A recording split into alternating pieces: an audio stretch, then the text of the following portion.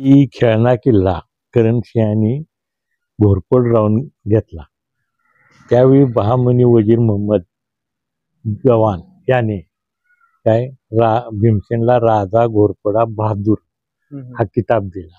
प्रचंड खोल असायचा आणि खंदकात तत्कालीन परिस्थितीत आपण जर बघितलं तर मगरी सुसरी वगैरे अशा सोडल्या जायच्या. मुद्दा टाकून वरती चढण्याचा जर शत्रूंनी प्रयत्न केला तर त्या खाचेतून बाण मारला जायचा. मित्रांनो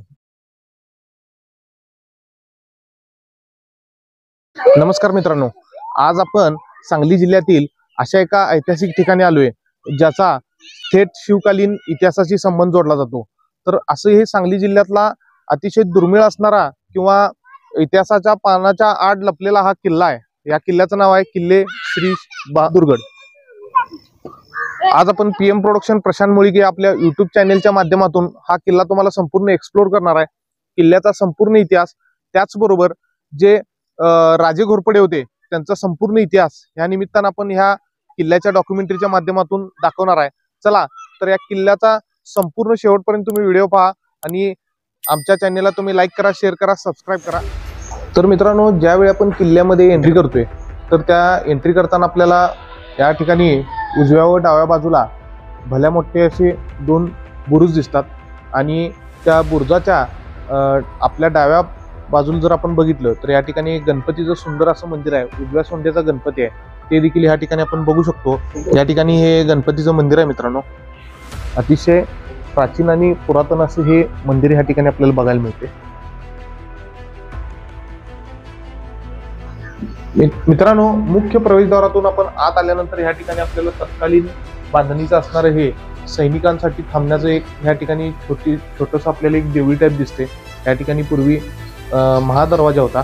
त्या दरवाजातून आत आल्यानंतर आपल्याला ह्या किल्ल्याचं संपूर्ण असं दर्शन होतं. मित्रांनो, हे जे पाहतोय आपण ह्या तत्कालीन घोड्याच्या पागा आहेत. जे घोरपडे घराणं होतं हे लढवया घराणं होतं. तर त्यांची प्रत्येकाची या ठिकाणी भरपूर मोठ्या संख्येवर घोडी असायची. तर हे तत्कालीन त्यावेळेस आपल्याला तत्कालीन विटांचं देखील बांधकाम आहे. मित्रांनो, तर ही घोड्यांची पागा आहे. म्हणजे आपण विचार करू शकतो, जर आपण इथल्या ह्या पागेची रचना जर बघितली तर जवळपास 8 ते 9 फूट उंचीचा आहे. म्हणजे त्यावेळेचे जे घोडे होते ते साधारण किती उंचीच्या होते याचा आपण आता सध्या अंदाज घेऊ शकतोय. अशा पद्धतीने ह्या ठिकाणी हे किल्ल्याच्या आतमध्ये प्रवेश केल्यानंतर ही घोड्याची पागा आहे. आणि मित्रांनो, मुख्य म्हणजे आपण ह्या ठिकाणी काही फलक बघतोय.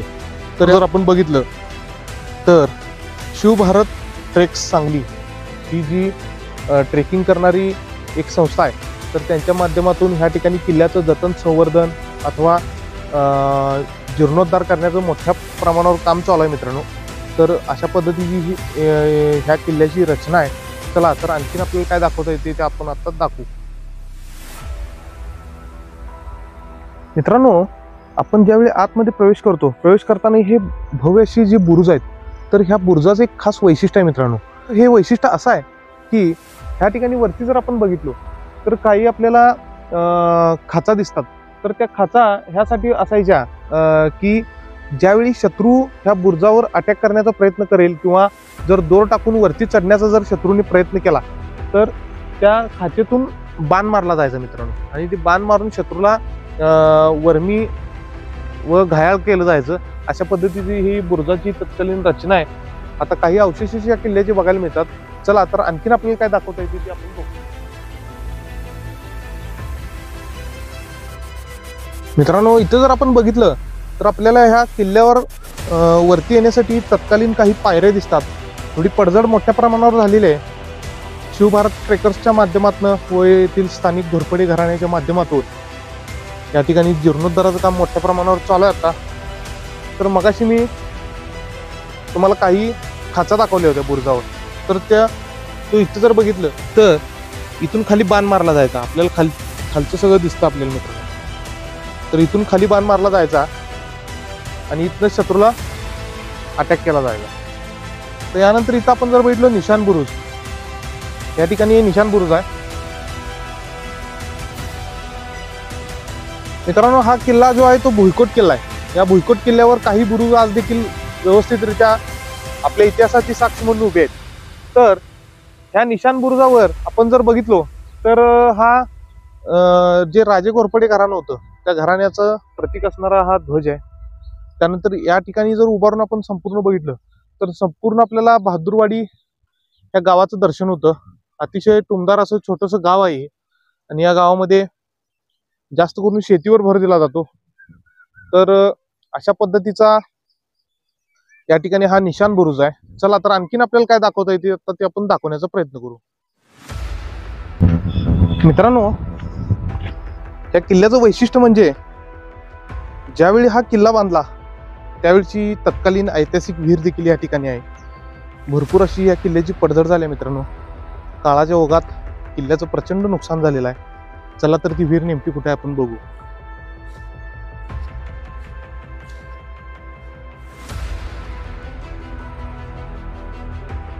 मित्रांनो, जर बघितलो अतिशय दाट झाडी या ठिकाणी उगवलेली आहे.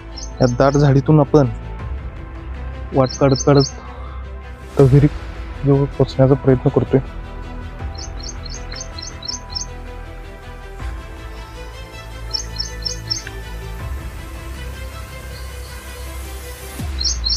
फायनली मित्रांनो आपल्याला ह्या ठिकाणी विहीर दिसलेली आहे.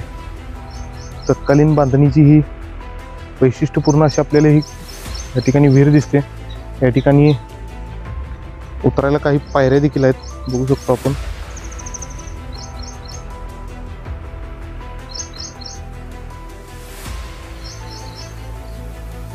मित्रांनो, माझ्या जर मागे बघितला तुम्ही तर तुम्हाला काही तत्कालीन देवळ्या वगैरे दिसतील. तर ते नेमके त्यावेळी कशासाठी वापर केला जात असेल हे सांगता येणं थोडं कठीण आहे. पण एकंदरीत ह्या किल्ल्याचं स्वरूप जर बघितलं तर मित्रांनो, शिवभारत ट्रेकर्सच्या वतीनं एक चांगला उपक्रम या ठिकाणी स्वच्छता मोहीम असू दे किंवा या ठिकाणी फलक वगैरे लावण्याचा विषय असू दे, तर अतिशय सुंदर असं त्यांनी नियोजन या ठिकाणी सुरू केले. मित्रांनो, शक्यतो कोणत्याही भुईकोट किल्ल्याला जर आपण बघितलं तर एक वैशिष्ट्य असं असतंय की भुईकोट किल्ल्याच्या संरक्षणासाठी तत्कालीन वास्तुशैलीत खंदक हे निर्माण केलं जायचं. खंदक ह्यासाठी असायचं कारण कोणताही शत्रू किल्ल्यामध्ये सहजासहज आत येऊ नये ह्या उद्देशाने ह्या ठिकाणी असं खंदक निर्माण केलं जायचं. आणि खंदक हे प्रचंड खोल असायचं आणि खंदकात तत्कालीन परिस्थितीत आपण जर बघितलं तर मगरी, सुसरी वगैरे अशा सोडल्या जायच्या मुद्दाम. तर त्याचं वैशिष्ट्य असं की कोणत्याही शत्रूला आत येण्यापासून त्या रोखत असत. अशा पद्धतीचं हे खंदक ह्या ठिकाणी आज देखील आपण जर बघितलं तर सुस्थितीत असलेलं आपल्याला बघायला मिळते. मित्रांनो, ह्या ठिकाणी जर आपण बघितलो तत्कालीन घोरपडे सरकारांचा जो घोडा होता तर त्या घोड्याची ह्या ठिकाणी आपल्याला समाधी बघायला मिळते. तर अतिशय पुरातन अशी या ठिकाणी घोड्याची मूर्ती देखील आपल्याला बघायला मिळते. त्याचबरोबर ह्या ठिकाणी एक वैशिष्ट्य म्हणजे या ठिकाणी तत्कालीन काळातील एक महादेवाची पिंड देखील आहे. ती पिंड देखील आता आपण बघणार आहोत. घोड्याच्या समाधीच्या अगदी शेजारीच असणारं हे तत्कालीन महादेवाची एक पिंड आहे. अतिशय कोरीव अशी प्राचीन ह्या ठिकाणी महादेवाची पिंड व सोबत या ठिकाणी आपल्याला नंदी महाराजांचं देखील या ठिकाणी मूर्ती दिसते. तर किल्ल्यासमोर असणारे हे एक वैशिष्ट्य आहे मित्रांनो. आणि या ठिकाणी दैनंदिन पूजा अर्चा वगैरे सगळी व्यवस्थित होत असते आपण या ठिकाणी बघू शकतो. आणि त्या ठिकाणी प्रत्येक किल्ल्यावर आपल्याला गणपती मंदिर, शिव मंदिर आणि हनुमान मंदिर हे बघायलाच मिळतं. या ठिकाणी आपल्याला गणपती मंदिर आणि शिव मंदिराचं दर्शन झाले बघू शकतो आपण. तर मित्रांनो, बहादूरगड या किल्ल्याचा सगळा आपण इतिहास जाणून घेण्यासाठी या ठिकाणी बहादूरवाडीचे जे घोरपडे आहेत, जे बहादूरवाडी या ठिकाणचे वंशज आहेत घोरपडे घराण्याचे, तर त्यांच्याकडून आपण हा इतिहास जाणून घेण्यासाठी या ठिकाणी उपस्थित आलोय. नमस्कार. नमस्कार. मी प्रतापसिंह राजे घोरपडे बहादूरवाडी. आपणास माहिती देतो की मेवाड राजवंश चा आम्ही घोरपडे भोसले हे वंशज भोसाजी हा दक्षिण भारतात आला. त्याचे काय वंशज करणसिंह आणि शुभमसिंह. करणसिंह हा मोठा आणि शुभमसिंह हे धाकटे. आणि त्यांना वेरूळच्या वतनाचे मालिक ते झाले म्हणजे ते भोसले. आणि ईडी 1469 साली बहामनी राजात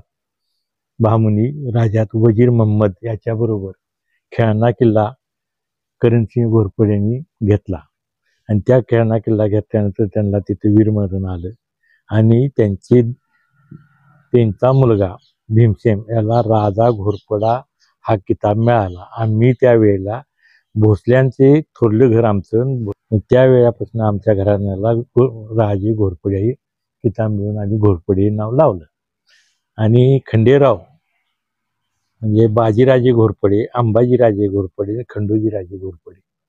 बाजीराजे हे मुधोळचे, अंबाजीराजे हे वंश भाडाळा एकसंबा आणि भाद्रवाडी खंडेराव घोरपडे. आणि हे सगळे आदिलशाहीचे सरदार होते. म्हणजे शहाजीराजे, माधोजीराजे हे सगळे आदिलशाहीचे होते. म्हणजे हा किल्ला खंडोजी राजांच्या वेळचा किल्ला आहे, हा बांधलेला असावा असा आमचा अंदाज आहे वंशावळीवरून. त्यापासून आम्ही इथं भातवाडीला स्थायिक आहे. आणि या किल्ल्याची माहिती म्हणजे ह्या किल्ल्याला 2 खंदक आहेत. एक बाहेरचा खंदक होता, बाहेरच्या खंदकातला माल निघालेला त्याच्या लागून आतल्या बाजूला टाकलेला, आतल्या किल्ल्याचा माल निघालेला माल सगळा बाहेरच्या बाजूला, आणि अशी उंच अशी घसारखी म्हणजे ढिगार केली तटवाजा. म्हणजे तिकडनं हे खंदक ओलडून जरी त्याच्यावर आला तर आतनं किल्ल्यातनं जी संरक्षण होतं तिथून मारता येत होतं. त्यातून जरी आला तर हा किल्ल्यात पाणी होतं आणि त्यात सोसरी वगैरे होतं आणि किल्ल्यात जायला वाट नव्हती, फळी टाकून जात होती. आणि किल्ल्याचं आता काय झालं की आम्ही उजव्या सोंडीचा गणपती असल्यामुळं आम्ही तिथे साजरे करायला लागले. मग तिथं कार्यक्रमाला माणसांची संख्या जास्त वाढायला लागली, बसायची अडचण व्हायला लागली. म्हणून अलीकडची भिंत काढून काही माल टाकून तिथं पटांगण केलं आणि त्या तिथं उजव्या सोंडीचा गणपती आहे आमचा. आणि एक घोड्याचं स्मारक आहे आमच्या तिथं. तर शिंदेशाहीचे ग्वाल्हेरहून शिंद्यानं आम्हाला एक पत्र दिलेलं आहे की ह्या घोड्याचं नाव बापजी म्हणून होतं. काय तर बापजींचं आणि मिरजेच्या चिटणीसांची गोठिंडीला लढाई झाली. त्या लढाईत आमचे महिपुत्र घोरपडे होते आणि त्यात पटवर्धनांचा पराभव झाला आणि त्यांना इथं वाड्यात धरून आणलं आणि त्यांचा येताना घोडा आणला. आले का? मग तिथून महाराजांनी, शाहू महाराजांच्या तिकडून आम्हाला पत्र वगैरे देऊन त्यांना माफी करून सोडून द्यायला सांगितलं. पण सोडून देताना आम्ही त्यांचा घोडा ठेवून घेतला. ते महिपतराव घोरपडे लढाईवर जाताना तोच घोडा वापरायचे. आले का लक्षात? आणि त्या घोड्याचं त्यांना यश याचं. बरोबर आले काय? मग तो वयाच्या मानानं घोडा बांधला, वारला त्याचं आम्ही तिथं स्मारक तिने बांधलं. आजपर्यंत आम्ही त्या घोड्याची आमच्या ज्या वेळेला निशाण चढवतो आम्ही दसऱ्याला, आमचं निशाण बांड निशाण आहे. वर पांढरं, खाली मध्ये काळं, खाली पांढरं असं आमचं बांड निशाण आहे. प्रत्येक घरांना राजघराण्याला एक निशाण असतं, बाबा एक चिन्ह. डफळ्यांचं आमच्या उलट आहे, छत्रपतीचं केसरी आहे, म्हणजे भगवा आहे. असं प्रत्येक घराण्याचं, प्रत्येक हिंमतबहादरांचं वेगळं आहे. प्रत्येक राजघराण्याला ते जर तुमच्या सैन्याच्या हातात झेंडा असला, बाबा हा कोणाचा सैन्य आलं, इथं माहिती मिळायची. काय अशा पद्धतीनं आजपर्यंत आम्ही जे आपल्याला एक असं बघायला मिळेल की एक असं भाद्रवाडी गाव आहे की इथं महाराष्ट्र शासनाला काही नाही. काय इथं सगळे आमच्या घोरपड्याने म्हणजे आमच्या स्वतःच्या नावावर शेती, मोकळ्या जागा, देवळं ही सगळी आमच्या नावाचीच आहे. आणि मराठी शाळेला आम्ही, ग्रामपंचायतीला आम्ही, हायस्कूलला आम्ही बक्षीसपत्र करून जागा दिलेली आहे.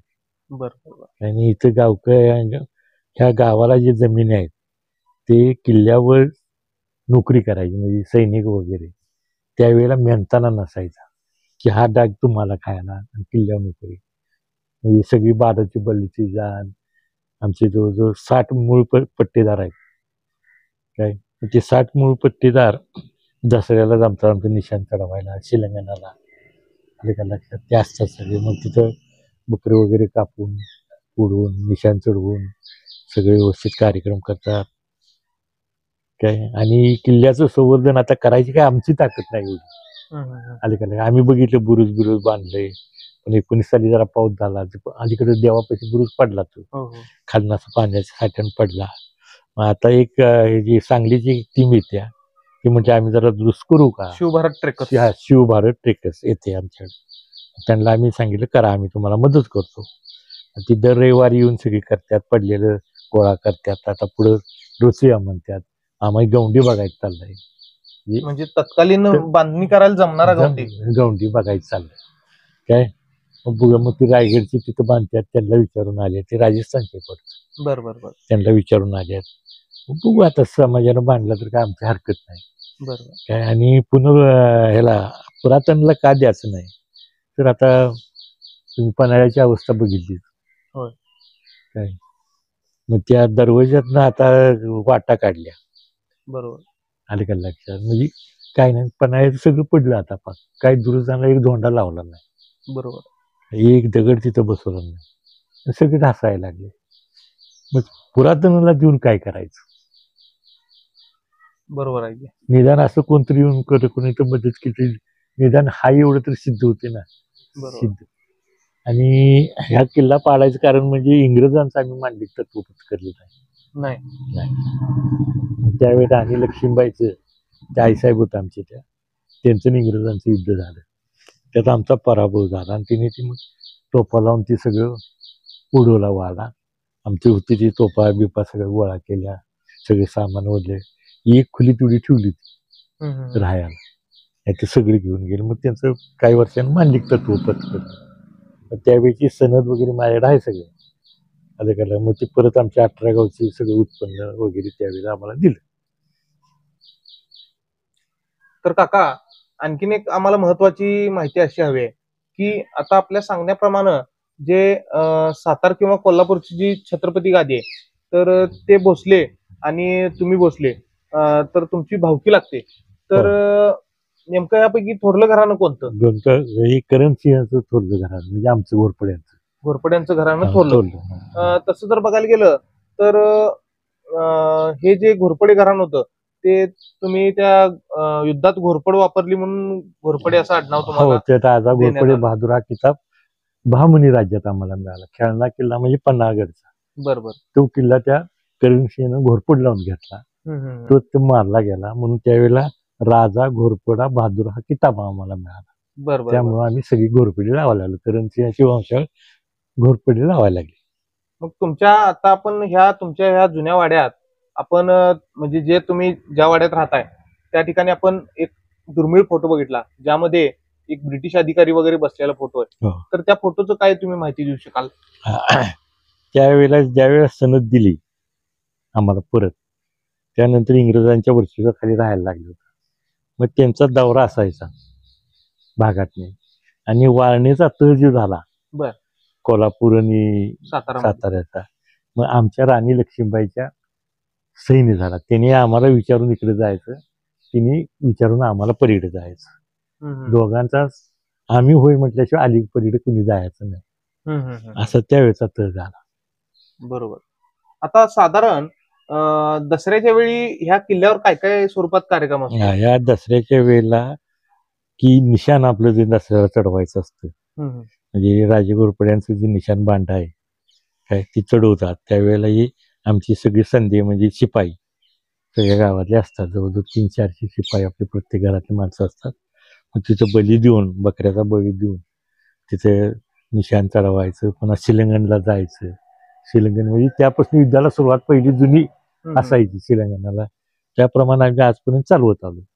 आता जर आपण बघितलं तर पुढे जाऊन जे करणसिंह घोरपडे होते, त्यांच्या वंशजांमार्फत वंशज वाढून वाढून आता घोरपड्यांची अनेक ठाणी निर्माण झाली. त्यामध्ये आता तुमची मुख्य मुख्य ठाणी आपल्या भारतात कुठे कुठे पाहायला मिळतात.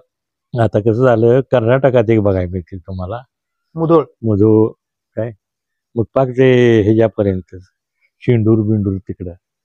आणि महाराष्ट्रात काय ग्वाल्हेरला आहेत. आणि गजेंद्रगडला पण आपलं ते कर्नाटकात म्हणजे गजेंद्रगड आलीच. आले का लक्षात. तंजावर पर्यंत, पुण्यापासून तंजावर पर्यंतची घोरपड्यांची जहागिरी त्यावेळेची सगळ्या. बरोबर. आणि ती पुन्हा पेशव्यांनी वाटली. आले का लक्षात. घोरपड्यांची काढून घेतली. मग तिथं पटवर्धन वगैरे अशी तिने जागी जागी देऊन टाकली जागा. बरोबर. इलाके प्रत्येकाला.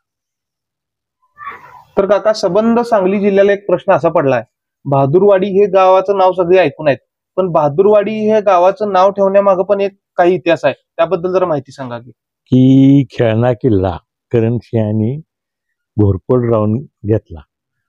त्यावेळी बहामनी वजीर मोहम्मद गवान याने काय भीमसेनला राजा घोरपडा बहादूर हा किताब दिला. मग त्या किताबावर नंतर खंडेराव घोरपडे यांनी त्या नावानं तिथे एक गाव बसवून किल्ल्यात गाव बसवलं आणि गावचं नाव बहादूरवाडी. बहादूरवाडी. अशा पद्धतीने मित्रांनो श्रीमंतांनी आपल्याला उत्कृष्ट अशी माहिती या ठिकाणी दिलेली आहे आणि ह्या किल्ल्याचा संपूर्ण इतिहास किंवा घोरपडे राजे घोरपडे जे घराणं होतं तर या घराण्याचा संपूर्ण इतिहास आपल्याला स्पष्ट केलेला आहे. त्याचबरोबर बहादूरवाडी ह्या गावचं नाव पडण्याच्या मागचा इतिहास, बहादूरगड या किल्ल्याचा इतिहास आणि किल्ल्याची आता सध्या असणारी दिवसेंदिवस होत असणारी सुधारणा त्याबद्दल त्यांनी उत्कृष्ट असं आपल्याला मार्गदर्शन केले. आणि अशा पद्धतीने जे आमचे आगामी व्हिडिओ येणार आहेत तर ते व्हिडिओ तुम्ही पाहण्यासाठी आमच्या चॅनेलला तुम्ही लाईक करा, शेअर करा, सबस्क्राईब करा. धन्यवाद.